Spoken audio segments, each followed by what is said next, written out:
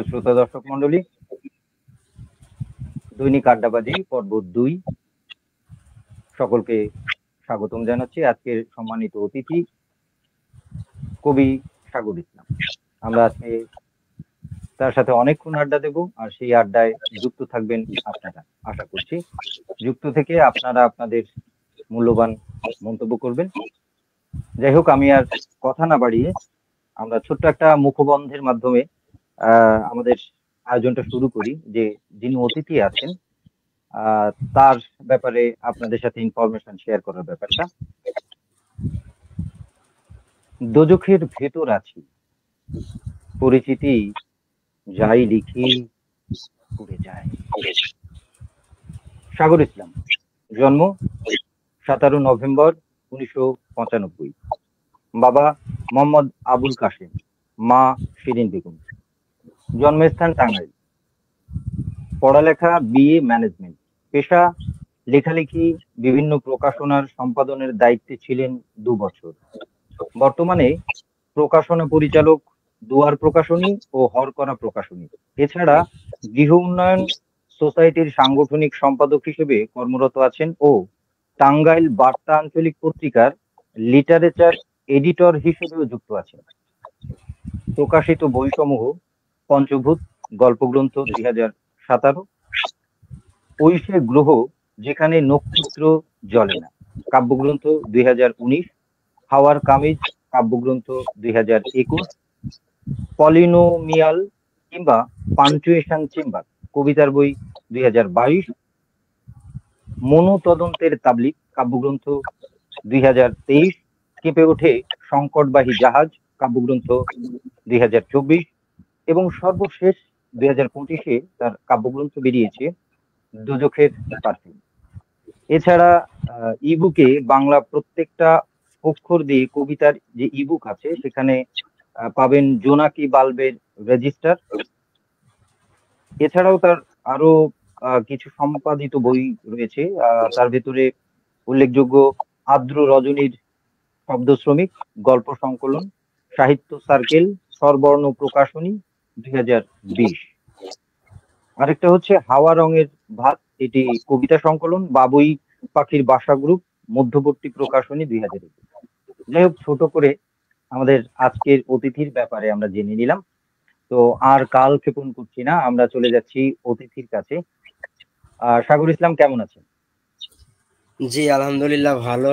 আসসালামু আলাইকুম, আপনি কেমন আছেন ভাই? হ্যাঁ, আমিও আছি। এই ভালো থাকার প্রয়াসের জন্যই আমাদের এই আড্ডা, আমাদের এই আয়োজন। আমরা যেন একজন আরেকজনের সাথে কমিউনিকেশন করতে পারি, আনন্দ ভাগাভাগি করে নিতে পারি। আর সেই আনন্দ ভাগাভাগির ব্যাপারটাই পাবলিকালি এজন্যই করা, যাতে মানুষদেরকেও আমরা কিছুটা হলেও আনন্দ দিতে পারি, এবং সেই আনন্দ যেন কি বলে শুধুমাত্র ফাঁকা পিঠার মতো না হয়, তার ভিতরে যেন মানুষের কিছু শিক্ষণীয় ব্যাপারও থাকে। এবং না, আহ, এটা তো হ্যাঁ, তো যাই হোক, আমরা আর কথা বাড়াচ্ছি না, আমাদের অতিথির কথা আমরা আরো বেশি বেশি শুনবো। শ্রোতা দর্শক যারা আছেন তারা অধীর আগ্রহে আছেন। প্রথমেই যেসব শিল্পী এবং কবিরা আসবে এই অনুষ্ঠানে বা আড্ডাতে, তাদের কাছে প্রথমে জানতে চাওয়ার যে ব্যাপারটা, এবং শ্রোতা দর্শকও বুঝবেন যে অতিথি এসেছে তার পথ চলাটা কিভাবে শুরু হয়েছিল। তো আপনার কাছেও জানতে চাই, এই যে কবিতার পথ চলা কখন কিভাবে শুরু হলো, এটা ছোট করে আমাদেরকে বলুন। কবিতার পথ চলাটা আমি আসলে যেভাবে দেখি সেটা হচ্ছে যে মানুষ তো জন্ম থেকেই কবিতার পথেই চলে। কেউ দৃশ্যগতভাবে চলে, কেউ অদৃশ্যগতভাবে চলে। তো আমার জার্নিটা বলতে পারেন 2012 থেকে, কিন্তু এটার ইন্সপায়ার আমি আসলে আমার 10ম শ্রেণীতে যখন পড়ি, আমার এক স্যার ছিল, কোচিং এ পড়াতো, মাসুদ স্যার। তো সে হুম। বলতো যে তোমার তো আসলে উপস্থিত বিদ্যা ভালো। মানে আমি কোনো কিছু মুখস্থ করতাম না কখনোই। আমার এই লাইফ পর্যন্ত আমি যতদূর পড়ালেখা করছি কোনো কিছু মুখস্থ করে না। সবকিছু আমি আসলে বইয়ের উপর ডিপেন্ডেন্ট ছিলাম, আর আমার নিজের যে জ্ঞানটা সেটাকে কাউন্ট করে আসলে আমি আমার ওই দিকটাকে সার্ভাইভ করতাম। তো সেখানে স্যারটা খুব আমার ইন্সপায়ার করতো যে না তোমার ওইদিকে জ্ঞান খুব ভালো, তুমি লেখালেখি করলে ভালো করতে পারবে। তো তখন থেকে টুকটাক চেষ্টা করি, লিখি ঠিকই। আর ছোটবেলা থেকেই আমি ওই নাটক বা অভিনয় করা, নাচ এগুলা করতাম। আমি হাই স্কুল লাইফে প্রচুর নাচানাচি করছি। ও তার মানে থিয়েটার বল। পারফর্মিং আর্টের ব্যাপারে হ্যাঁ, কি বলে একটা আগ্রহ ছিল। হ্যাঁ, হ্যাঁ, হ্যাঁ, মানে ওইদিকে মানে পড়ালেখার পাশাপাশি আমি ওগুলা নিয়েই থাকতাম বেশি। তো তখন বুঝছি টাঙ্গাইলে মানে এই আপনার ওই সময় আবার ওই এই হুম, ওই ব্যাপারটা ছিল যে দেখা যাচ্ছে যে বিভিন্ন জায়গায় নাচের প্রোগ্রাম হতো, তো সেখানে আমরা যেতাম, নাচ করতাম, ভালো লাগতো, আনন্দ লাগতো, বা বিভিন্ন অনুষ্ঠানের উপস্থাপনা করতাম কমেডি ভাবে। তো সেখান থেকে ওই শিল্প সংস্কৃতি বলেন আস্তে আস্তে জড়ানো। তো তারপর যখন কলেজে উঠি, আমার কলেজে টাঙ্গাইল কমার্স কলেজে পড়ালেখা করছি আমি। তো হুম। সে জায়গায় হচ্ছে যে আমার বাংলা স্যার ছিল একটা, সোহেল স্যার। তো ওনার সাথে আমি পার্সোনালি অনেক সময় দিতাম, অনেক কথা বলতাম, সেও আমার বিষয়ে জানতো। তো উদ্ধপ্ত করে সেই, বা প্রেরণা বলতে পারেন, দ্বিতীয় প্রেরণা সেই। সেও বলতো যে না তুমি আচ্ছা, আসলে লেখালেখিতে ভালো করতে পারবা। তো তখন আসলে থেকেই আমি। সবার আসলে বোধহয় সবার শৈশব কৈশোরে এরকম একজন মানুষ থাকে পরিবারে কিংবা পরিবারের বাইরে, যে হ্যাঁ, এই উৎসাহটা বা এই প্রেরণাটা যোগায়। আর সেই প্রেরণাই একসময় বাস্তবে রূপ নেওয়ার দিকে যায়।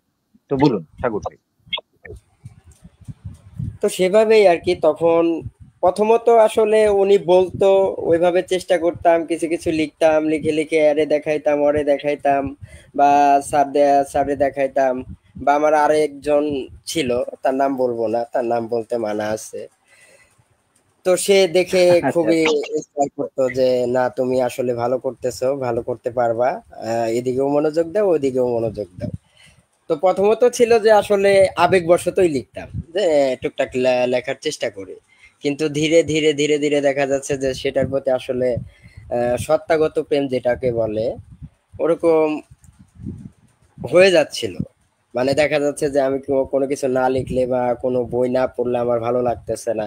ওই যে যে চাঞ্চল্য জীবন, সে চাঞ্চল্য জীবন থেকে সরে এসে বইয়ের প্রতি মুগ্ধ হওয়া, লেখালেখির ঘরে থাকা, বিভিন্ন বই পড়া, মানে এটার প্রতি প্রচুর প্রেম বেড়ে গেল। তো সেখান থেকে আস্তে আস্তে আস্তে বুঝলাম যে না আমার একটা হ্যাঁ লেখা। আসক্তি এবং প্রেম বেড়ে গেল। হ্যাঁ, হ্যাঁ, হ্যাঁ। প্রথমত ওরকম ছিল না, প্রথমত এমনি শখের বসে আচ্ছা, লিখতাম আর কি।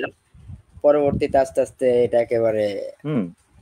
জায়গা দখল করে নিয়েছে আর কি। পেশায় রূপান্তরিত হয়েছে, নেশায় এবং পেশা দুটোই এক হ্যাঁ, জায়গায়, দুটো যেহেতু আপনি নেশার সাথে প্রকাশনার সাথে জড়িত, সম্পাদনার হুম। সাথে জড়িত। হ্যাঁ, হ্যাঁ, সে কারণে আমি এটাই বললাম যে নেশার সাথে এখন এটা পেশায় রূপান্তরিত হয়ে গেছে। তো যাই হোক, আমরা মোটামুটি বুঝতে পারলাম। তো আপনি প্রথম কোন কবিতাটা লিখেছিলেন বা পূর্ণাঙ্গ কোন কবিতাটা মনে হয় এরকম কোন কবিতার কথা কি মনে পড়ে যে এই কবিতাটা আমি প্রথম লিখেছিলাম? না, ওরকম মনে হয় না আসলে। আমি লিখতাম, লিখে টিকে আবার ফেলেও দিতাম। ম্যাক্সিমাম লিখতাম কম্পিউটারে। ডায়েরিতে আমার খুব লেখা কম। এখন তো আমি মানে কাগজে কলমে আমি লিখতে পারি না, টোটালি না। তো দেখা যাচ্ছে যে সেগুলা মুছে আচ্ছা, আচ্ছা। যাইতো। তো এই আহ, লেখালেখিটা শুরু যেহেতু কম্পিউটারে, তার মানে কত সাল নাগাদ থেকে শুরু হলো, মানে কত সালের দিকে হতে পারে? ওই 12 থেকে 2012। আচ্ছা, আচ্ছা, আচ্ছা, 2012 সালে।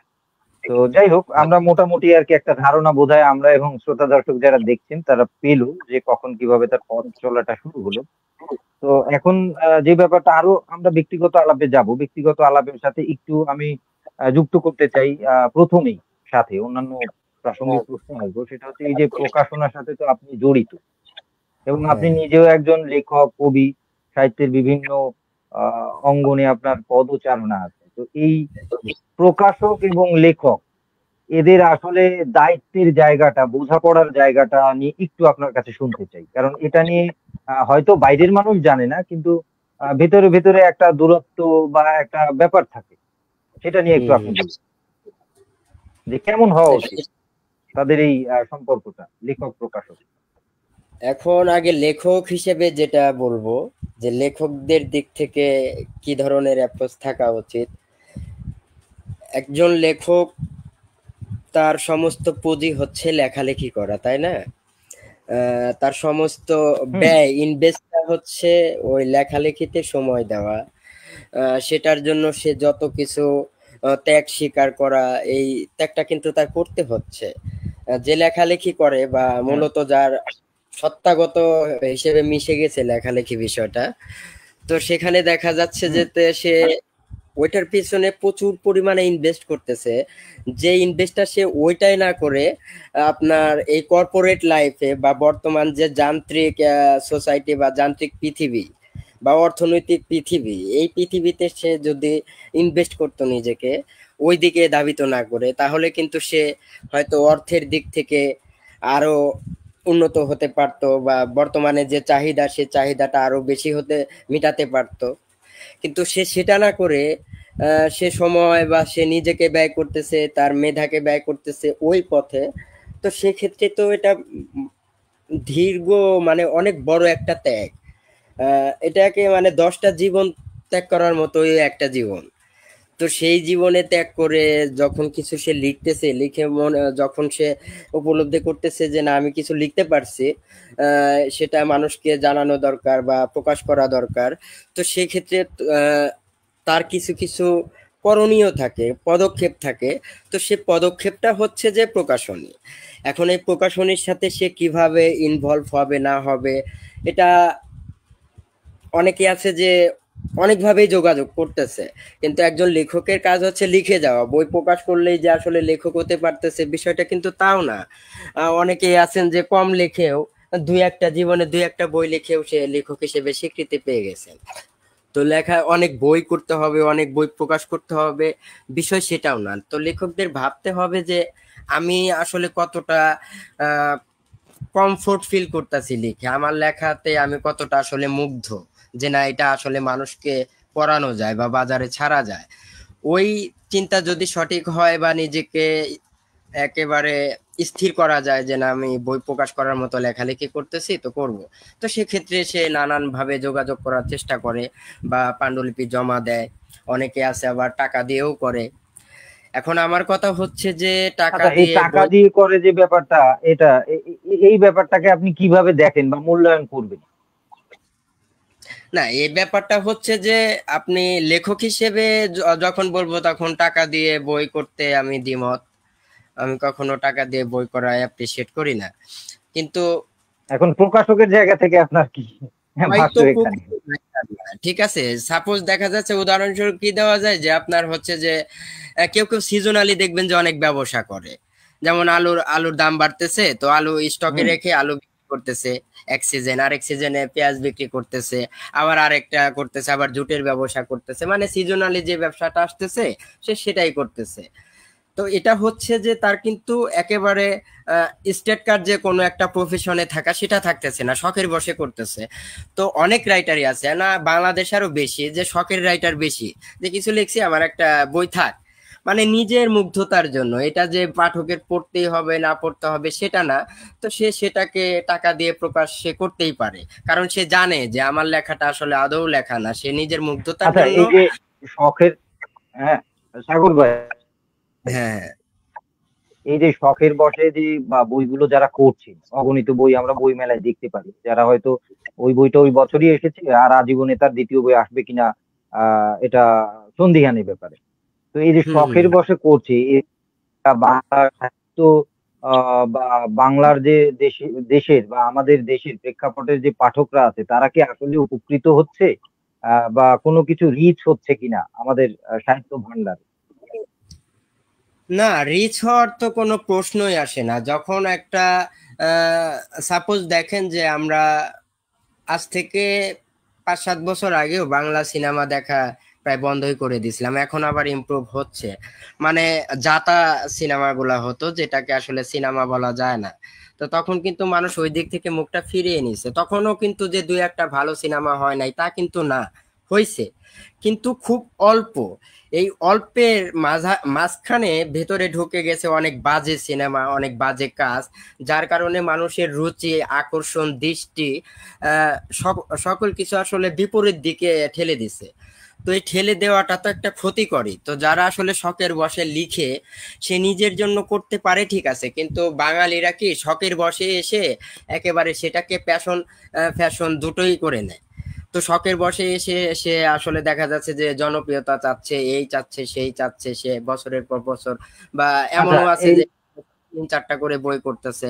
তো সেগুলা তো আসলে বাংলা সাহিত্য সমৃদ্ধির জন্য যে খুব উপকারে আসতেছে তা না, কিন্তু তার মাঝখানে যে ভালো বইগুলো আসতেছে, এটা থেকে মানুষ আহ জানতে পারতেছে না, আগ্রহ কমে যাচ্ছে। আজে বাজে বই বেশি হওয়ার কারণে ওইদিকে আগ্রহটা কমে যাচ্ছে, যার ভালো কারণে বই, ভালো বইটা মানুষের কাছে ঠিকঠাক পৌঁছতে পারছে না। গ্যাপ পড়ে যায়, হ্যাঁ, মানে তো একটা।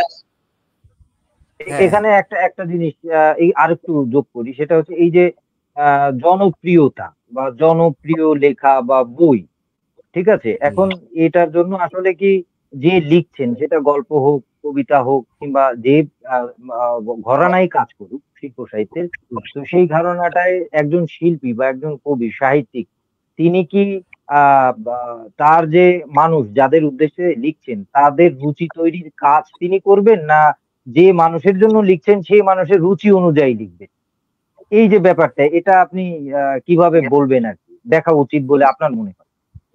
এখন আমি তো ভাই, ভাই কবি যাই বলি যে আপনিও তো মূলত কবি, আপনিও তো হ্যাঁ, এটা হ্যাঁ, বলুন। বলেন। এখন জনপ্রিয়তার আসলে কয়েকটা ধারা আছে। হ্যাঁ, যেমন শাকিব খানের জনপ্রিয়তা কিন্তু একরকম, আবার অপি করিমের জনপ্রিয়তা আরেক রকম, হুমায়ুন ফরিদের জনপ্রিয়তা আরেক রকম, মান্নার জনপ্রিয়তা আরেক রকম। মানে ক্লাসিফাই করা যায়, বন্টন করা যায়, বিভাজন করা যায়। তো বাংলা সাহিত্যেরও জনপ্রিয়তার কিছু আহ মানে কিছু গতি আছে, কিছু ধারা আছে। ম্যাক্সিমাম যেটা সাহিত্য সমৃদ্ধিগত জনপ্রিয়তা যেটা তৈরি হয়, সেটা প্রথমত সে জনপ্রিয়তা হয় না, সেটা আস্তে আস্তে আস্তে ধীরে ধীরে হয়। মানে সেটা প্রথমেই যখন আসলো তখনই যে একেবারে জনপ্রিয়তা শীর্ষে পৌঁছে যাবে তা না, সেটা মানে আস্তে তার মানে আপনি বলতে চাচ্ছেন যে পাঠকের ভেতরেও শ্রেণী বিন্যাস আছে, আমরা একটু হ্যাঁ, ভালোভাবে যদি বলি। অবশ্যই আছে। আপনি যেমন দেখেন যে যে পদ্মজা বইটা, এই পদ্মজা বই নিয়ে যদি আপনি ব্যবসার ক্ষেত্রে দেখেন, ভালো ব্যবসা সে করছে। কিন্তু এটা এটা কিন্তু সাময়িক সময়ের জনপ্রিয়তা। এই বই কিন্তু আজ থেকে 2 বছর পর, বা এখনই অনেকে চায় না, আজ থেকে 2 বছর পর, 5 বছর পর মানুষ আরো মনে রাখবে না, আর সাহিত্যের মানে নামগন্ধ এটা ওই থাকবে। যে কি বলে, একটা সমাজে কর্পোরেট ভাষা আছে হট কেক, আর কি হট কেকের মতো হ্যাঁ, হ্যাঁ, খায়, হ্যাঁ। এটার পরে আর এর ইমেজটা থাকে না। আচ্ছা, না, বুঝতে সেই পেরেছি জিনিসটা মোটামুটি। ওই হ্যাঁ, জনপ্রিয়তা মোটা তো মোটা কি চায়। হ্যাঁ, এখন ইমিডিয়েট যে জনপ্রিয়তা হচ্ছে সাময়িক সময়ের জন্য, এই লোভ থেকে সরে না দাঁড়ালে তো হুমকি স্বরূপ। কিন্তু যেটা প্রকৃত জনপ্রিয়তা, আর ওই জনপ্রিয়তা পাইতে হলে সাহিত্য সমৃদ্ধির জন্য যারা কাজ করতেছে, তো সেটা নিয়ে হতাশ হওয়া যাবে না, সেটা হয়তো আস্তে আস্তে গ্রো হবে। সবার গুলোই যে হবে তা না, কারো কারো লাক, এটা লাকেরও ব্যাপার থাকে। এখন এই যে বিশ্বের সাহিত্যে যত জনপ্রিয় রাইটার আছে, এরও ভেতরে কি জনপ্রিয় রাইটার নাই? এর ভেতরেও কি আরো ভালো কোনো বই ছিল না, যেগুলো আমরা নাম জানি হ্যাঁ, না বা এখন পড়া হয় নাই? আছে কিন্তু, কিন্তু সেটা লাকের আছে। কারণে এখনো আমাদের কাছে পৌঁছায় নাই, আবার কিছু কিছু পৌঁছেও গেছে। তো সেক্ষেত্রে লাকেরও কিছু বিষয় থাকে। কিন্তু সবচাইতে বড় কথা যে আপনি জনপ্রিয়তা, আপনার জনপ্রিয়তাকে আপনি কোন ভাবে কোন স্ট্যান্ডে নিতে চান, সেই ক্ষেত্রে আপনার লেখালেখিটা করে যেতে হবে, এবং সে স্পর্ধাটাও রাখতে হবে। এন্ড সেই স্পর্ধাটা যদি না থাকে, আমি যদি হতাশ হয়ে যাই, তাহলে তো আর হবে না। এখন সাময়িক সময়ের জন্য যারা জনপ্রিয়তা ক্রিয়েট করে বা লেখালেখি করতেছে বা ব্যবসার জন্য করতেছে, তারা তাদের দিক থেকে হয়তো সফল, কিন্তু সাহিত্যর জন্য তো আসলে সেটা উপকারে আসবে না। সাহিত্যের জন্য সেটা কোনো উপকার বা কিছু বই, সুন্দর কিছু বই আনছেন। আচ্ছা, আমরা বোধহয় অনেক আলাপচারিতা করলাম 20 মিনিটের ভেতরে। আপনার কবিতা শুনে আসি, চলুন। কি কবিতা শোনাবেন? ছোট হলে দুটো আর বড় হলে একটা। কবিতা তো মুখস্থ নাই, কবিতা বই আর থেকেই পড়ি। কবিদের কবিদের কবিতা অধিকাংশ ক্ষেত্রেই মুখস্থ থাকে না, তারা দেখেই পড়ে। আপনি দেখে পড়েন।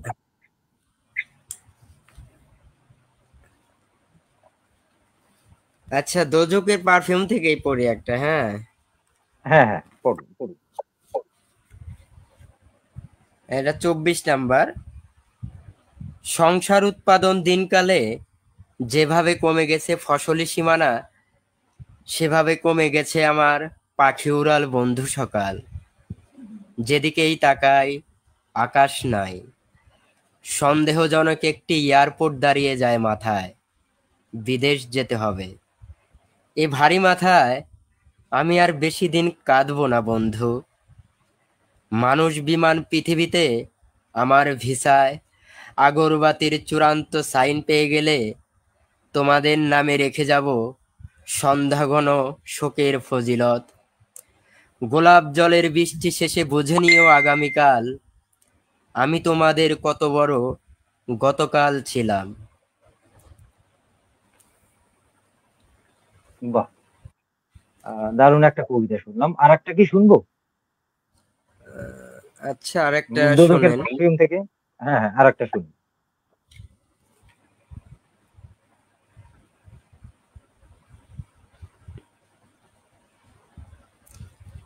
তো কবিতা বের করতে করতে আমি নাম্বার, দুটো পংক্তি বলি। দুটো। হ্যাঁ, কবি শুরু করুন, শুরু করুন। হ্যাঁ, সাগর ভাই শুরু করুন। তোমাদের বড় হওয়া দেখতে দেখতে নিজেও তো বৃহস্পতিবার হয়ে আছে। তোমাদের দিনের ব্যবহারে গতকাল হওয়া মায়ের পরের দিন যার জীবন, সে জীবন ভবিষ্যতেও সব হারানো গ্রাম। নদী পায়ে হাঁটে যে শহরে উঠলেও ওকে বরং বাদ দিয়ে দাও বাঁধ দিয়ে। আমি বরং বুঝে নেই বড় হওয়া চুল উকুনের জন্য মায়া দেখিয়ে মূলত চিরুনিই ডেকে নিয়ে আসে। শেষ। উম, বাহ। আমরা পরপর দুটো কবি কণ্ঠে, মানে কবির লেখা কবিতা কবির কণ্ঠে শুনলাম, খুবই ভালো লাগলো। তো এই কবিতা শোনার পরে আমার মাথায় ছোট্ট একটা প্রশ্ন আসলো, আশা করি শ্রোতা দর্শক হ্যাঁ, যারা দেখছেন তাদের মাথায়ও আসার কথা। যে এই যে কবিতায় যে আড়াল এবং আড়ালের যে খেলা, আচ্ছা, যে জাস্ট আ বা মিনিট। উজ্জ যে ব্যাপারগুলো থাকে। হ্যাঁ, সাগর ভাই, হ্যাঁ ওকে, অসুবিধে নেই। তো আসেন তারপর প্রশ্ন করছি।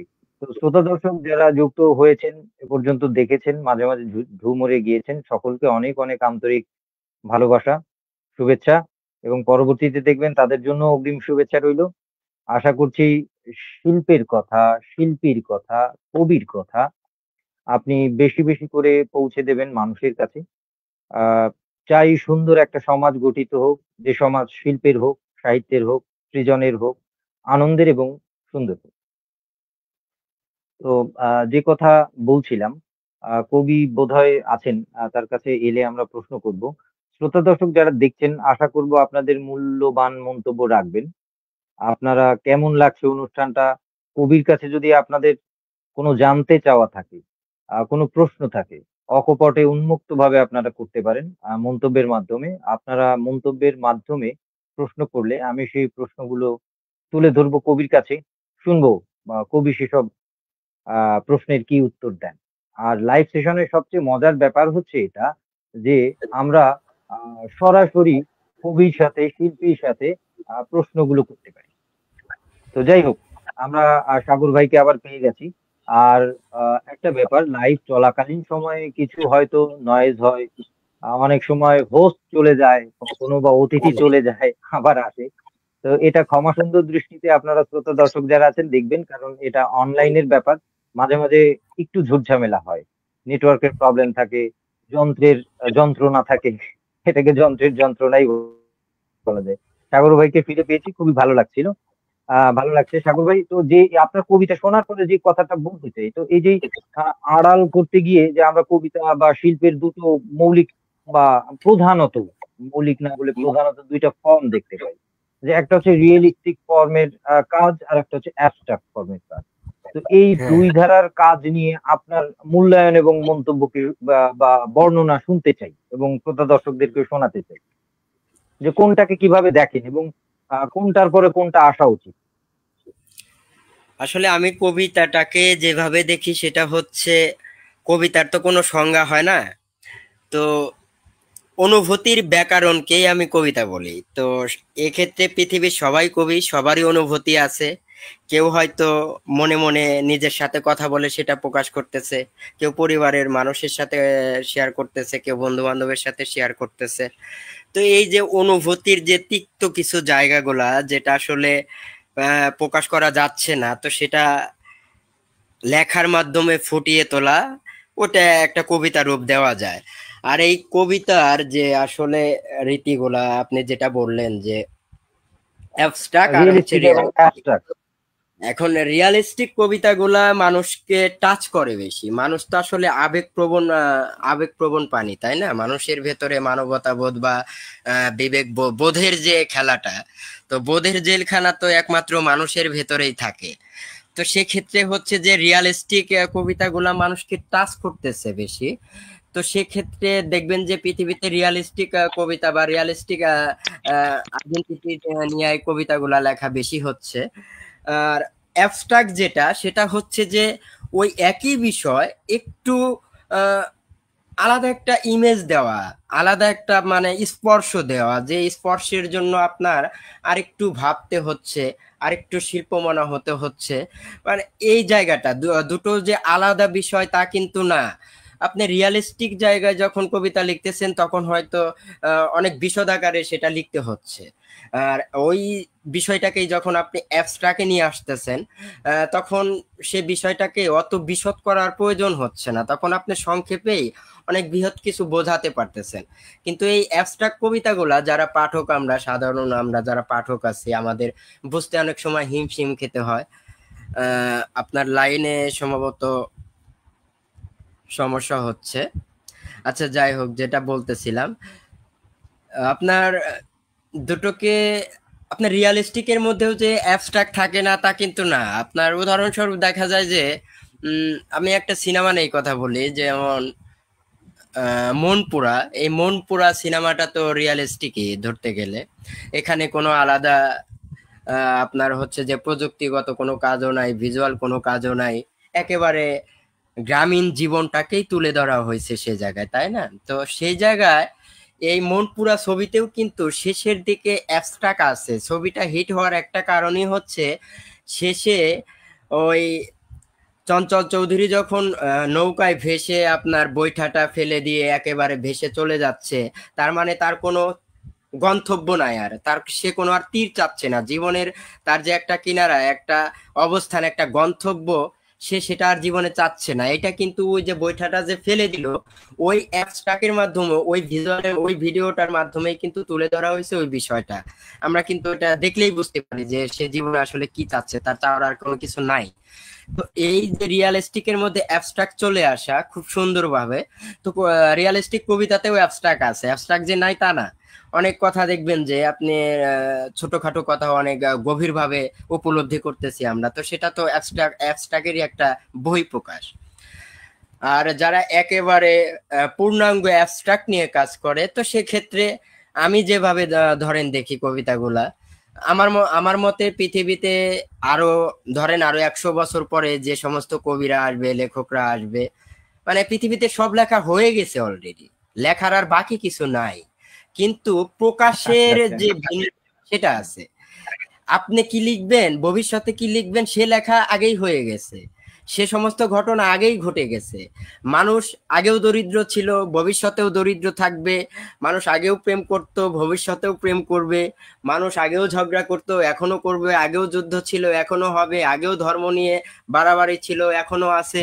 মানে এগুলাই ঘটতে থাকবে। নিত্য নতুন প্রযুক্তির একটা আপনার ধাক্কা আসবে, উপকারিতা আসবে, অপকারিতা আসবে, বিষয় তো এগুলাই। তো আমরা তো এই আচ্ছা যে আচ্ছা। যে সাদৃশ্যতা, পৃথিবীর যে সৃষ্টির বাহিরে তো আর যাইতে পারবো না। তো সৃষ্টির বাহিরে যখন যাইতে না পারবো, বিষয়বস্তু ঘুরে ফিরে একই বিষয়, তো সেটাকে আপনার প্রকাশ করার আলাদা একটা আইডেন্টিটি তৈরি করে ওই অ্যাবস্ট্রাক্টের মাধ্যমে। তো আমার কাছে ভালো লাগে, আমি আচ্ছা যেটা করি, আমার শব্দ নিয়ে খেলতে ভালো লাগে। কারণ আপনি যেটা লিখতেছেন হয়তো আমিও আমার কবিতায় ওটাই বোঝাতে চাচ্ছি, কিন্তু শব্দের ভিন্নতা আলাদা, প্রকাশটা আলাদা। এখন সেটা আপনার অ্যাবস্ট্রাক্ট মনে হতে পারে, আবার আপনারটা আমার রিয়েলিস্টিক মনে হতে পারে, আচ্ছা এই আচ্ছা। আর কি। তো যাই হোক, মোটামুটি আমরা বোধহয় একটা ধারণা পেলাম, এবং শ্রোতা দর্শকদেরকেও বোধহয় কবির দৃষ্টিতে দুটো ব্যাপার একটা ধারণা আমরা পেলাম। তো যাই হোক, আমরা পরবর্তী প্রশ্নের দিকে এগোই। আপনার অ্যাবস্ট্রাক্ট এবং কবিতা শোনার পরে যে প্রশ্নটা আমার এবং শ্রোতা দর্শকদেরও মনে হয় মনে জেগেছে, আমরা সেটা করে ফেললাম। পরবর্তী আপনি তো কি বলেন, এই যে শিল্প সাহিত্য, কবিতা এবং প্রকাশনা এটা নিয়েই কাজ করবেন, তো কখন ফিল করলেন যে আসলে আমার দ্বারা অন্য কিছু সম্ভব না, আমার এর ভেতরেই এটাই আমার নেশা পেশা করতে হবে, কখন আপনি ফিল করলেন এবং কেন ফিল করলেন, সেটা কি বুঝতে পারেন? না, এটা নিয়ে কথা বললে ঘন্টার পর ঘন্টা কথা বলতে পারবো, অত দীর্ঘ করব না, সংক্ষেপে না, শুধু আমরা বলি ছোট, যে আমরা ছোট ছোট, হ্যাঁ, হ্যাঁ হ্যাঁ, বলুন বলুন। আমি তো আসলে বাউন্ডলেস স্বভাবের, মানে মুক্ত মানা একেবারেই। আর আমার ভেতর থেকে যেটা আসে আমি সেটাই করি, তার বাইরে কখনো কোনো কিছুই করি না। আহ, তো লেখালেখিতে যখন একেবারে পূর্ণাঙ্গ ভাবে সেটা ধ্যান জ্ঞান চলে গেল, মানে ওইটা বাদে অন্য কোনো কিছু করা সেটা আমার পক্ষে সম্ভব হয়ে উঠছিল না। আমি কিন্তু ওয়ালটনেও জব করতাম, ওয়ালটন বসুন্ধরা হেড অফিসে। তো সে জায়গা আচ্ছা, থেকেও আমি এই লেখালেখির জন্য রিজাইন দিয়ে চলে আসছি। মানে ওই টাইম টেবিল করে যে আমার কোনো কিছু করা, সেটা আমার দিয়ে হয়ে ওঠে না। মানে ভেতরে ভেতরে ধরেন আমি লিখতেছি না, 1 মাস ধরে লিখতেছি না, কিন্তু আমার মগজে সবসময় লেখা চলতেছে বা ভাবনা চলতেছে। ভাবাও তো ভাবনা লেখা, চলছে, হ্যাঁ, চিন্তা গেলে তো চিন্তা, হ্যাঁ, এটাই তো তো ওই যে না, ভাবতেছি। এর সাথে একটা প্রাসঙ্গিক প্রাসঙ্গিক ব্যাপার তুলি আর কি, আপনি আরো বলতে পারবেন, বোধহয় রিলেট করতে পারবেন। এই যে আপনি যে ফিল করলেন যে আসলে আমি চাকরি করতেছি ঠিক, কিন্তু ভেতরে ভেতরে মনে হচ্ছে আমার খাকা, আমার যেন কি নেই কি হচ্ছে না, এরকম একটা পালপিটিশন বা একটা দ্বন্দ্ব কাজ করছে, তো শেষমেশ আপনি নেশাকেই পেশার চেষ্টা করেছেন, মানে এতটাই নেশাগ্রস্ত বা মোহগ্রস্ত বা আবিষ্ট হয়ে আছেন কবিতায়, আসক্তিতে বা শিল্পে সাহিত্যে, সে কারণে এটাকে হ্যাঁ, পেশা হিসেবে বেছে নিয়েছেন। কিন্তু কিছু কিছু না, অনেক মানুষকে আমরা দেখতে পাই যারা তাদের দৈনন্দিন জীবনের টাকা পয়সা এবং অন্যান্য যে ব্যাপারগুলো, পেশাগত ব্যাপার, পরিচিতির ব্যাপার, তার জন্য সে অন্য কিছু করে সেকেন্ডারি অপশনে এই শিল্প সাহিত্যকে রেখে সেটা নিয়েই একসময় সুনামের চূড়ায় পৌঁছানোর যে চেষ্টা এবং টাকা পয়সা ছড়ানো, এই ব্যাপারটাকেই বা আপনি কিভাবে দেখেন, আর আদৌ কি তারা পৌঁছাতে পারে অবশ্যই? না, যার টাকা আছে সে তো নানান চেষ্টাই করবে। এখন এই অর্থকে, অর্থের তৃপ্ততা লং টাইম থাকে না। সাপোজ ধরেন যে আপনি 2 কোটি টাকার মালিক, আপনার কোনো দায় দেনা নেই, একেবারে মানে স্ফূর্তিবাজ ভাবে আপনি আছেন, খুব ভালো আছেন। তো আপনি এই টাকাটা কি করবেন? আর এই টাকাটা কোন কাজে লাগাবেন? যখন মানুষের টাকা হয়ে যায়, মানে পৃথিবীতে 4টা জিনিসকে আমি প্রভু বলি। 1 হচ্ছে টাকা, 2 হচ্ছে ক্ষমতা, 3 হচ্ছে সম্মান, হুম 4 হচ্ছে হুম। নিজের যে আত্মতৃপ্তি। এইগুলাকে মানুষ আসলে নিজের ভেতরে ভেতরে প্রভু হিসেবে বিলং করে। তো আপনার যখন টাকা ক্ষমতা হয়ে যাচ্ছে, অলরেডি টাকাও আছে ক্ষমতাও আছে সবই আছে, হয়ে গেছে, তখন আপনার দরকার যে আত্মমর্যাদা, মানে সম্মান, আপনাকে মানুষ চিনুক জানুক। তো খ্যাতি, তখন সে হ্যাঁ, খ্যাতি, সুনাম, খ্যাতি। হ্যাঁ, খ্যাতি। তো এই খ্যাতি অর্জন করার পৃথিবীতে তো মাধ্যমই 2টা। একটা হচ্ছে মিডিয়া, আরেকটা হচ্ছে যে আপনার শিল্প সাহিত্য। এখন এই মিডিয়া দেখবেন যে যাদের হিউজ টাকা আছে, কেউ কেউ ওই টাকাকে আসলে ইউজ করতেছে, প্রডিউসার হচ্ছে বা সিনেমা বানাচ্ছে, বা কোনো আপনার হচ্ছে যে প্রোডাকশন হাউস দিয়ে বসছে। মানে কি বলে, নিজেকে, নিজের নাম প্রমোট করার জন্য আর কি অর্থ বিনিয়োগ করছে মিডিয়ার পেছনে। হ্যাঁ, হ্যাঁ, মিডিয়ার পিছনে বা ওটা করতেছে। আর হচ্ছে যে এই শিল্প সাহিত্যে বিনিয়োগ করতেছে। ঠিক আছে? তো সেটা হচ্ছে যে সে তার আহ, নামটাকে আরো এভারেজ ভাবে বাড়াতে চায়। হ্যাঁ, এখন হয়তো 10 জনে চিনে, তখন যেন আরো 100 জন তাকে চিনুক, তাকে জানুক, এতটুকুর জন্য। আবার সেখানে যে লস খাচ্ছে না তা না। আপনি শিল্প সাহিত্যে তো বাংলা শিল্পে সাহিত্যের ব্যবসায় যে আহামরি লাভ আছে না, গুটি লাভবান কয়েক। ব্যবসা, হ্যাঁ, এটা আমিও বুঝতে পারি ব্যাপারটা। হ্যাঁ, গুটি কয়েক প্রকাশনী ছাড়া, মানে যারা প্রতিষ্ঠিত হয়ে গেছে আর কি, তাদেরও যে কষ্ট ছিল না তা না। বাতি ঘরের ইতিহাস আপনারা জানেন, পাঠক সমাবেশের ইতিহাস আপনারা জানেন, আর বাংলাদেশে প্রথম প্রকাশককে তার ইতিহাসও আপনারা জানেন। কিন্তু উঠে হুম আসার পর বর্তমানে তখন যারা দেখলো, এখন কিন্তু আগের মতো নেই। তারা যে সার্ভাইভটা করে আসছে, সে সার্ভাইভ কিন্তু এখন তারা করতেছে না, সে দায়িত্ব কিন্তু তারা এখন পালন করতেছে না। এখন তারা প্রতিষ্ঠিত হয়ে গেছে, এখন তারা বিজনেস করতেছে, এখন তারা সরকারি কাজ নিচ্ছে, হিউজ টাকা নিয়ে বই করতেছে। ইভেন মানুষ ওই দিকেই ঝুঁকতেছে, এখন তারা বিজনেস, টোটালি বিজনেস করতেছে। এখন শিল্প সাহিত্যের দিকে তাদের আচ্ছা কোনো আচ্ছা, নজর নেই। মানে ইভেন সেই বাংলা বুঝছি, মানে বাংলা শিল্প সাহিত্য সেবা বলতে যে ব্যাপারটা, সেই সেবাটা নেই এখন, পুরো ওটা বিজনেস হয়ে গেছে আর কি। সেবা হলেও সেটা হ্যাঁ, বিক্রয়যোগ্য সেবা।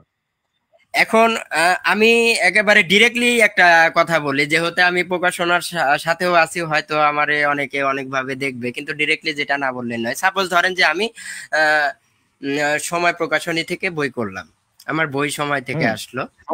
তো এই সময় প্রকাশনীতে আমি যাওয়ার পর আমি কতটুকু মর্যাদা পাবো, আমার যে আত্মমর্যাদার জায়গাটা, আমার যে কবির যে সম্মানের জায়গাটা, ওই সম্মানটা কি আপনি ওই স্টলে গেলেই বোঝা যায়? আপনি তো মেলায় থাকেন, আমরা তো থাকি, আমরা বুঝি। হ্যাঁ হ্যাঁ, বুঝছি। রাইটারের কত মূল্যায়ন ওই সমস্ত বড় প্রকাশনীরা করে, এটা একটা বোঝার হুম। বিষয়। আপনাকে আপনাকে চিনতেছেই না, কিন্তু যখন আপনি কিন্তু অনেক ভালো লেখেন, আপনি অনেক ভালো হ্যাঁ, লিখতেছেন, আপনার সম্ভাবনা অনেক ভালো শিল্প সাহিত্যের ক্ষেত্রে, সমৃদ্ধির ক্ষেত্রে, কিন্তু সে জায়গায় আপনার অবস্থানটা তারা দিচ্ছে না, তারা দিচ্ছে কাকে, যাকে নিয়ে ব্যবসা হচ্ছে। তো ওই জায়গায় যে আপনি আঘাতটা পাবেন, আপনি হয়তো প্রকাশ করবেন না, কিন্তু আপনি ভেতরে ভেতরে কিন্তু আঘাতটা পাচ্ছেন। ভেতরে তো ভেতরে কুড়ে খাবে, হ্যাঁ, এবং একটা অপমান বোধ কাজ করবে। হ্যাঁ, অপমান বোধ কাজ করে, আঘাত নিয়ে আমরা চলে আসতেছি। তখন আমরা দেখা যাচ্ছে যে অন্য কোনো প্রকাশনীর দিকে ঝুঁকি। কিন্তু আমাদের চিন্তায় রাখা উচিত যে প্রকাশনী তো ভাই প্রকাশনী, সময় তোমাকে চেনাবে না, তুমিই তোমাকে চেনাবে। একজন লেখকের লেখাই তো আপনাকে পরিচয় দেবে, আপনার লেখায় দিন শেষে পরিচয়, আপনার হ্যাঁ হ্যাঁ, লেখায়। তার তার পরিচিতি, তার চিন্তা, তার এই তার লেখা। এখন আমি টাকা পয়সা ইনভেস্ট করে, মার্কেটিং করে, এই সেই করে, অনেক কিছু করে হয়তো সাময়িক সময়ের জন্য একটা ফেস ভ্যালু তৈরি করলাম, একটা ব্যবসা করলাম, কিন্তু 5 বছর পরে তো আপনিই আমারে বলবেন যে ও ও কি লিখছিল, এটার জন্য ওরে আমার কবি বলতে হবে কেন? আপনি তো সবাইরে কবি বলবেন না, সবাইরে কবি মানবেনও হ্যাঁ, না। তো সে জায়গা মানবে না। থেকে এখন আমাদের উচিত যে এই যে যে জায়গাগুলা, সেখান থেকে আমাদের অবস্থানগত স্টেপ নেওয়া, কিন্তু আমরা তা নেই না, আমরা ওই দিকেই ঝুঁকে আছি। আবার স্টেপ নেওয়ার পর যখন আপনার আহ, কিছু কিছু প্রকাশনী আছে ভালো রাইটারদের নিয়ে কাজ করতে চায়, তো সেক্ষেত্রে কাজ করার ক্ষেত্রে আমার যে দায়িত্বটা, সাপোজ আমার বই আরেকজনে করতেছে, তো ওই বইতে 300 বই করতে গেলে ন্যূনতম 20 থেকে 25 হাজার টাকা তার ইনভেস্ট আছে। এই হুম। ইনভেস্টটা, তারপর একটা বই নিয়ে কাজ করতে গেলে কমপক্ষে না হলেও 15 দিন কাজ করতে হয়। এই যে সময়, আপনার পেছনে সময় দেওয়া, আমার বই করা, আমার পেছনে সে সময় দিচ্ছে, তো তার কথাও তো আমার ভাবতে হবে। তো সেক্ষেত্রে অবশ্যই। আমার যে দায়িত্বটা, যে তার বইগুলো আমি বিক্রি করে দেওয়ার চেষ্টা করি, আমরা প্রকাশনার উপরে ছেড়ে দেই। আর চাপ দেই, মার্কেটিং করতেছেন না কেন, আমার এ নিয়ে এটা করতেছেন না কেন, সেটা করতেছেন না কেন। এখন একটা প্রকাশনী তো একজনকে নিয়ে কাজ করতেছে না, আপনার মতো সে তানজিল, আমার মতো অনেক এরকম অনেক, আরো আরো রাইটার দশ নিয়ে পনেরো 20 জন 50 জন মানুষকে নিয়ে কাজ করছে। কাজ করতেছে। তো সবার মন রক্ষা করতে গিয়ে তার যে কতটা ধকল পোহাতে হচ্ছে, প্রেস থেকে শুরু করে, বাজার থেকে শুরু করে, লেখকদের ব্যক্তিগত জীবন হাবি যাবে, নানান কিছুই আছে। তো সেক্ষেত্রে আমরা এই যে যে দায়টা এড়িয়ে দেই, দায়টা একেবারে খালাস করে দেই, যে এটার সমস্ত দায়ভার আপনার, তার তাহলে মানে তো হবে আপনি না। বলতে চাচ্ছেন আসলে দায়ভারটা লেখক কবি সাহিত্যিকদেরও যতটুকু আছে, প্রকাশকদেরও ততটুকু আছে। মানে হ্যাঁ, হ্যাঁ। আপনার ভাষ্য মতে যে ব্যাপারটা বুঝতে পারলাম। তো যাই হোক, না, মোটামুটি আমি, আমরা বোধহয় একটা আমার কথা হচ্ছে যে ভাই, সমীকরণে পৌঁছাতে পারলাম। হ্যাঁ। আপনি নোবেল পাওয়ার মতো লেখা লিখছেন, সমস্যা নেই। আপনি সেটা একটা প্রকাশনী যখন আপনার পেছনে সেটা ইনভেস্ট করছে, ওই নোবেল পাওয়ার মতো লেখাও যখন বিক্রি না হচ্ছে, তখন লসটা তো প্রকাশনীর হচ্ছে। কিন্তু প্রোডাকশন বা লেখা আপনার শিল্প হিসেবে, সৃষ্টি হিসেবে বেস্ট, কিন্তু যখন আপনি অর্থনৈতিক দিক দেখতে যাবেন, ওই প্রতিষ্ঠানকে দেখতে যাবেন, তখন তো সে লসের মধ্যে আছে। তো সেদিকটাও তো আপনার বিষয়টা বুঝতে হবে, তখন তো আপনার ওই দায়টা নিতে হবে, নিয়ে আপনার যতটুকু সম্ভব সে জায়গায় আপনার অ্যাপ্রোচ নেওয়া উচিত। এটা সবারই উচিত, আরেকজনের ক্ষতি করে আমার লাভবান হওয়ার তো কোনো মানে নাই।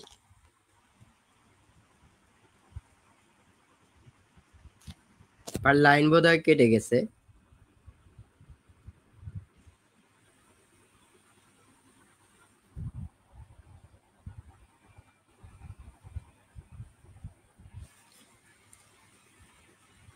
যাক, ভাই আবার আসবেনি। আমি কি বলবো একা,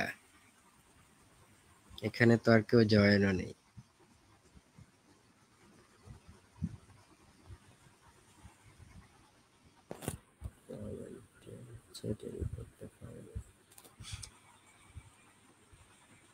তানজিল ভাই, লাইনে কি সমস্যা?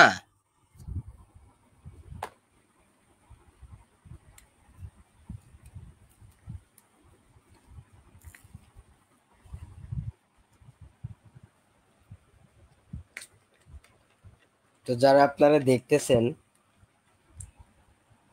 তারা আমি শেয়ার দিছি, সেখানে কমেন্টস করতে পারেন। যদি উত্তর দেওয়ার মতো থাকে দেব, কোনো বিষয়ে জানার থাকলেও জানাতে পারেন।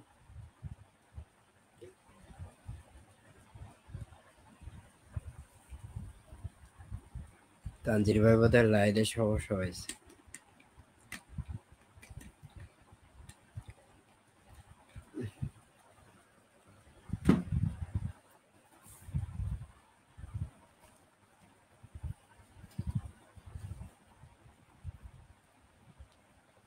হ্যালো।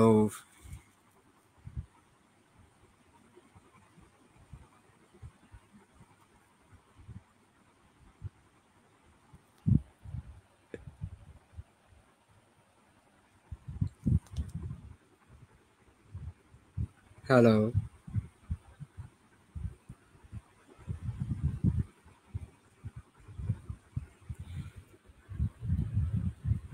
যাই হোক, ততক্ষণে তাহলে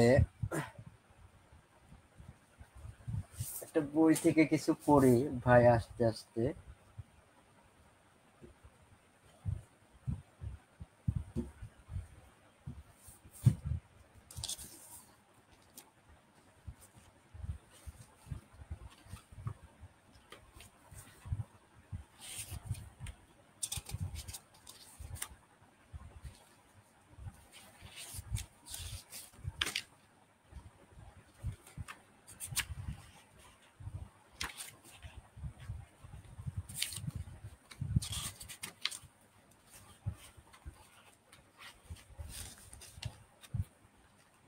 এটা হচ্ছে রাষ্ট্র বীণার সুর।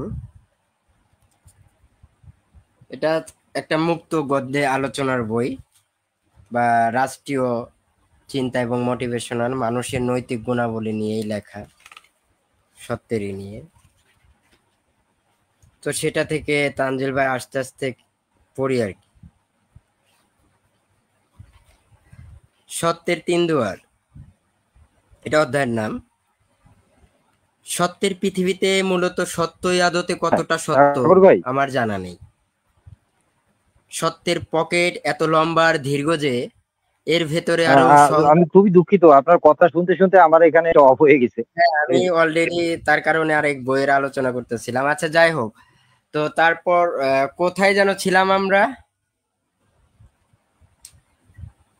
আচ্ছা যাক, ধন্যবাদ ধন্যবাদ ব্যাকআপ দেব। আমরা মোটামুটি একটা প্রকাশনী এবং লেখকদের দায়বদ্ধতার জায়গা থেকেও আমরা আলোচনা করলাম। তো এখন যেটা আপনার কাছে জানতে চাই, আমরা তো অনুষ্ঠান আরো শেষের দিকেও প্রায় চলে আসছি, প্রায় ঘন্টা খানেকের মতো আড্ডা দিয়ে ফেলেছি, যে জায়গাটা যে অ্যাজ এ প্রকাশক বা হুম। প্রকাশনী নিয়ে আপনি কাজ করছেন প্রকাশনায়, এবং কবি হিসেবে আপনার এই শিল্প সাহিত্য প্রকাশনা এবং ব্যক্তিগত সাহিত্য চর্চা নিয়ে আপনার কি কি পরিকল্পনা আছে আপাতত, ছোট করে শুনতে চাই। না, প্রকাশক তো প্রথমত বলবো আমি নই। প্রকাশক হচ্ছে আমার স্যার, একজন হুম দুর্দান্ত ব্যক্তি। আমি মানে অনেকের ভালোবাসার মানুষ থাকে না, তা তার হুম মধ্যে আমার স্যার একজন। মানে সে অনেক, মানে আমার ক্ষেত্রে সে একজন আইডল মানুষ। অনেক ভালোবাসি তারে আমি। তো সে হচ্ছে প্রকাশক, আমি তার বিভিন্ন কাজের দায়িত্বে আছি এই আর কি। কিন্তু প্রকাশনা নিয়ে যে সমস্ত চিন্তা চেতনা, সেটা হরকরা নিয়ে আপনারা আগেও দেখছেন।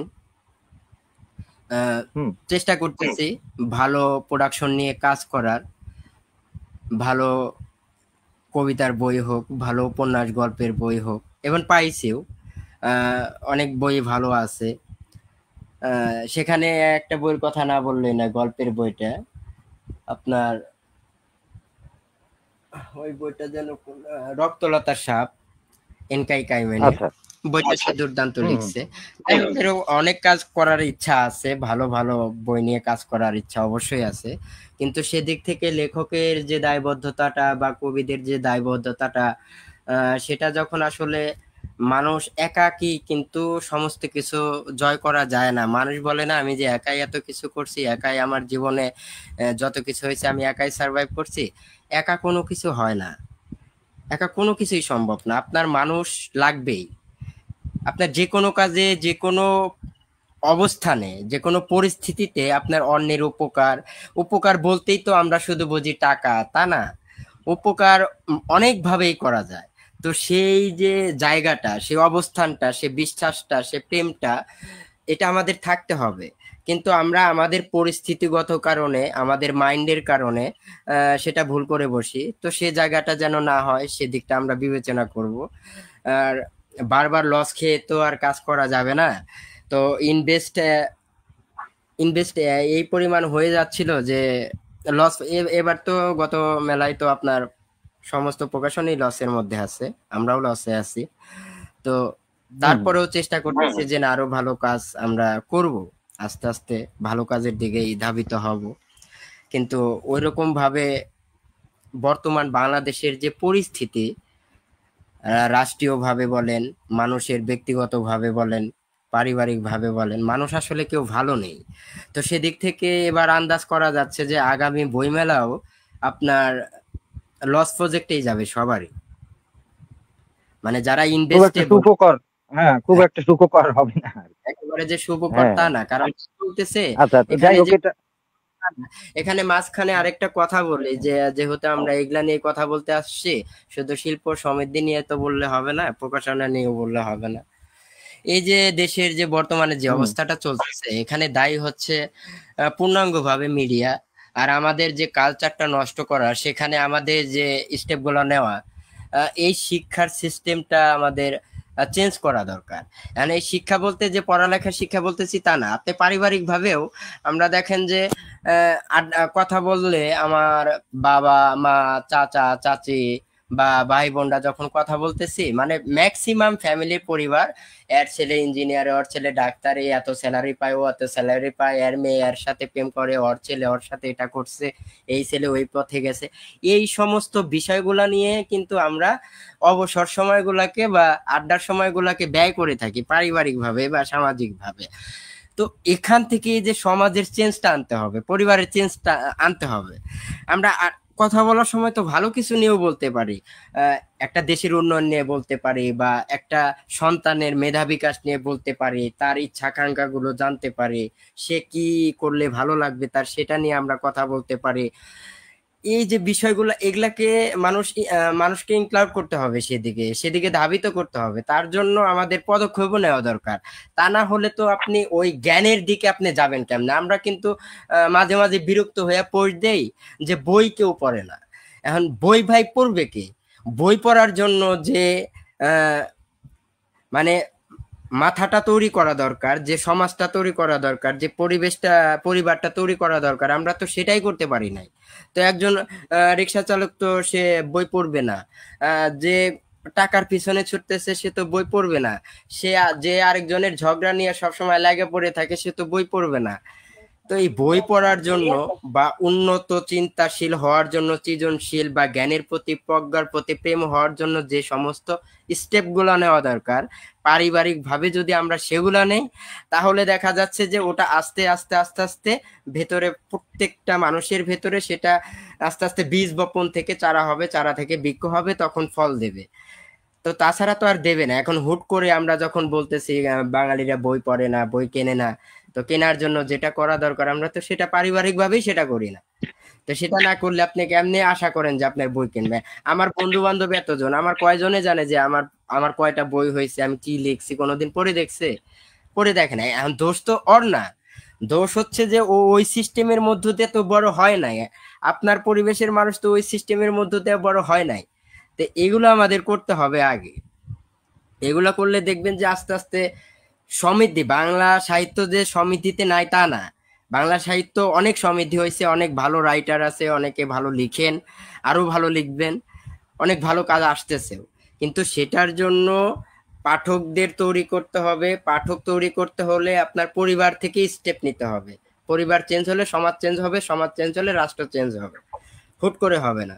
আর এই যে হুম রাষ্ট্রীয় যে অবস্থাটা চলতেছে, এই অবস্থার জন্যও দায়ী এই সমস্ত এই যে পারিবারিক, সামাজিক যে জ্ঞানের অভাব, জ্ঞানের মানে প্রেমটা কম। মিডিয়া এখানে প্রচুর পরিমাণে বাজে কাজ করতেছে।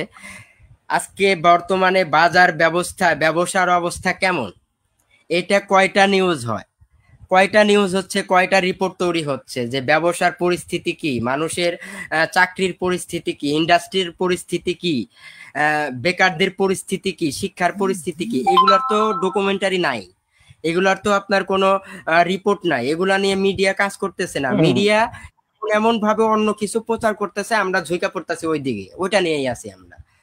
তো ওইগুলা নিয়ে থাকতে থাকতে সমস্যা তৈরি ওইটাই করতেছে, যাদের স্বার্থ অর্জন করা দরকার তারা সেটা করে নিচ্ছে, করে করে সমস্যার দিনকে দিন বাড়াচ্ছেই। করে আর নিচ্ছে। এটার সার্ভাইভ সাধারণ জনগণ।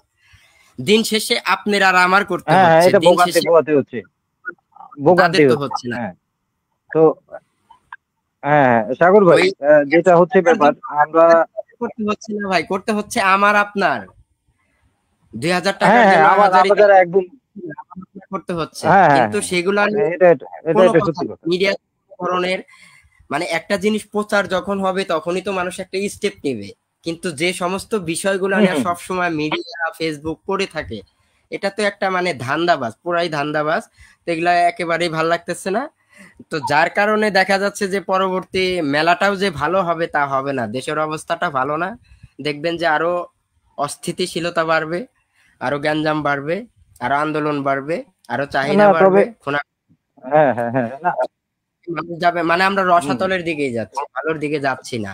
মানে এখানে যে বর্তমান সরকারকে দোষ দিচ্ছি তা না, কিন্তু তাদের যে আহ, সম্প্রসারণ, সংস্করণ যে জায়গায় নেওয়া দরকার, যেভাবে নেওয়া দরকার, তারা সেভাবে নেয়নি। তারা আলাদাভাবে যেটা হুম তৈরি হুম, করতেছে সেটা ভালোর দিকে যাচ্ছে না। মানুষের বিজনেস নাই, ইনকাম নাই, চাকরি নাই, না মানুষ তবে, হতাশা হবে। হ্যাঁ সাগর ভাই, সাগর ভাই, যেটা হয়েছে ব্যাপার, এখন আমাদের এই সমস্যার ভেতর থেকে আস্তে আস্তে চেষ্টা করতে হবে। আসলে ওই যে একটা কথা আছে না যে আশায় মানুষ বাঁচে। তো ওই যে যতক্ষণ শ্বাস, এই আশ নিয়ে যতদূর আর কি চলা যায়। তো আমাদের যেহেতু সময়েরও একটা ব্যাপার থাকে, আমরা আড্ডা দিতে চাই, আরো বেশি আড্ডা দিতে চাই। শ্রোতা দর্শক অনেকেই দেখেছেন এবং দেখছেন, সকলের প্রতি অনেক অনেক কৃতজ্ঞতা। আমরা শুনছিলাম কবি সাগর ইসলামকে, তার শিল্প সাহিত্য নিয়ে ভাবনা, দেশ এবং তার চিন্তা, পরিকল্পনা, এবং সামনে কি কি করবেন সেটাও মোটামুটি শুনলাম আমরা। যেহেতু অনুষ্ঠানের একটা কলেবারও আছে, আমরা আর অনুষ্ঠান বেশি একটা দীর্ঘ করছি না। সাগর ভাই, আর একটা কবিতা আপনার কাছে শুনতে চাই, শুনে আজকের আয়োজনটা আমরা শেষের দিকে ইতি টানতে চাই। কবিতা কোন বই থেকে পড়বো বলেন? যে বই থেকে, মানে আপনার পছন্দসই, আজকে আপনার দিন। আমরা আমার শ্রোতা কোনো দর্শক, আমিও শ্রোতা দর্শক। আচ্ছা, একটা হাওয়ার কামিজ বই থেকে একটা কবিতা পড়ি। হ্যাঁ? হ্যাঁ হ্যাঁ,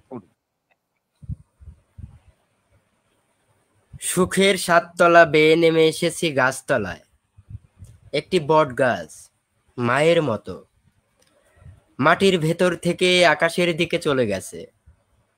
আর মাটির পাটিতে সেলাই হয়ে আছে বাবার ভুলে যাওয়া আদর। একটি জীবন গাছ, সবুজ অরণ্য ভেবে আঙুলের কড়ায় চেপে ধরেছি হিংস্র করাত। হলদে বাঁশপাতার মতো মচমচা মরমর হয়ে আছে বুক। দুঃখের ঝড় এসে সব মিহিবালির মতো ঢালাই করে দিয়ে যায়। মার্বেলের মতো জীবন গড়িয়ে যায় মাটির পেটে। আর সুখ অদৃশ্য ব্লাউজ হয়ে কোনো প্রেমিকার বুক ঢেকে দেওয়া স্নান পরবর্তী ব্যাককেল কাপড়। আরেকটি স্নান শেষেই যার বুতম ছুটে যায়। মেনে নিতে হয় যে শরীর হারানোর সে জীবন হালকা, এতটাই হালকা যেন তা পাতা ফড়িংয়ের মতো নিচের দিকে উড়ে বেড়ে ওঠে কেবলই হাওয়ার গায়ে বেশিরি। আচ্ছা, বাহ! চমৎকার আর একটা কবিতা শুনলাম। আর কবিতা শুনতে শুনতেই আমাদের এই যে দৈনিক আড্ডাবাজি পর্ব ২ আমরা একদম শেষ পর্যায়ে পৌঁছে গেছি। তো আপনার কাছে আমাদের আ শ্রোতা দর্শক যারা দেখেছেন এবং পরবর্তীতে দেখবেন, তাদের কাছ থেকে বিদায় নেবার জন্য বলছি। বিদায় শুভেচ্ছা বিনিময় করবেন। এরপরে আমি হয়তো বিদায় নিয়ে আজকের মতো আয়োজন শেষ করি। আচ্ছা, বিদায় তো অবশ্যই নেব। বিদায়ের আসলে ধারাবাহিকতা কি আমি তা জানি না। তবে ভালো লাগলো, তানজিল ভাই একজন ভালো ব্যক্তি। তার ব্যক্তি হিসেবে আমি খুব ভালোবাসি, কবি হিসেবেও ভালোবাসি। আর সে বিভিন্ন কাজ করে থাকেন শুধু আনন্দের জন্যই, মানুষকে আনন্দ দেওয়ার জন্য। আর সে জীবনটাও ওইভাবেই দেখেন। তো তার জন্য শুভকামনা থাকবে। তার যে এই যে আগমন, বিভিন্ন মানুষ নিয়ে বা বিভিন্ন কবি নিয়ে এরকম আড্ডা বা কথা আলোচনা, বই নিয়ে, সাহিত্য নিয়ে, দেশ নিয়ে, তো সেটাকে আপনারা সাপোর্ট করবেন। আপনারাও ভালো থাকবেন, আপনারা ভালো কিছু চিন্তা করুন, ভালো কাজের সাথে থাকুন, আপনাদেরও ভালো হোক, এতটুকুই প্রত্যাশা রাখি। আর সবচাইতে বড় কথা হচ্ছে যে যারা কবিতা বা শিল্প সাহিত্যের সাথে আছে, তাদের তাদের জন্য দোয়া রাখবেন। তারা শুধু ভালোবাসাটাই চায়, ভালোবাসারই পূজারি।